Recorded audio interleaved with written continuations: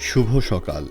আজ রোববার ৮ জুন ২০২৫ খ্রিস্টাব্দ, ২৫শে জ্যৈষ্ঠ ১৪৩২ বঙ্গাব্দ, ১১ই জিলহজ ১৪৪৬ হিজরি। বিশ্ব ব্রেন টিউমার দিবস প্রতি বছর ৮ জুন পালন করা হয়। এই দিনের মূল উদ্দেশ্য হল ব্রেন টিউমার সম্পর্কে জনসচেতনতা বৃদ্ধি করা এবং আক্রান্তদের প্রতি সহমর্মিতা প্রকাশ করা। ব্রেন টিউমার একটি জটিল ও কখনো কখনো প্রাণঘাতী রোগ, যার সঠিক ও দ্রুত চিকিৎসা অত্যন্ত গুরুত্বপূর্ণ। গবেষণা, আগাম শনাক্তকরণ ও উন্নত চিকিৎসার মাধ্যমে রোগটি নিয়ন্ত্রণে আনা সম্ভব। ১৯৪৯ সালে শ্যাম দেশের নাম আনুষ্ঠানিকভাবে পরিবর্তন করে রাখা হয় থাইল্যান্ড। থাই শব্দের অর্থ স্বাধীন, আর থাইল্যান্ড মানে স্বাধীনদের দেশ।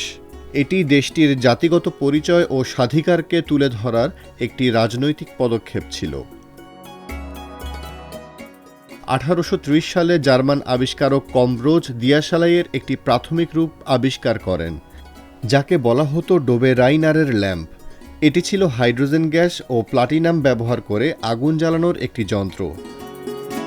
যদিও এটি আধুনিক দিয়াশালাই নয়, তবে আগুন উৎপাদনের প্রক্রিয়া এটি ছিল এক যুগান্তকারী পদক্ষেপ। পরবর্তীতে এর উপর ভিত্তি করে উন্নত ও নিরাপদ দিয়াশালাই তৈরি হয়। ১৯৫৫ সালের ৮ই জুন জন্মগ্রহণ করেন টিম বার্নার্স-লি, যিনি WWW বা ওয়ার্ল্ড ওয়াইড ওয়েবের জনক হিসেবে পরিচিত। ১৯৮৯ সালে তিনি ওয়েবের ধারণা তৈরি করেন, যা ইন্টারনেট ব্যবহারে বৈপ্লবিক পরিবর্তন আনে। তিনি হাইপারটেক্সট, URL এবং HTTP প্রোটোকলের ধারণা বাস্তবায়ন করেন, যা আজকের ওয়েব ব্রাউজিংয়ের ভিত্তি।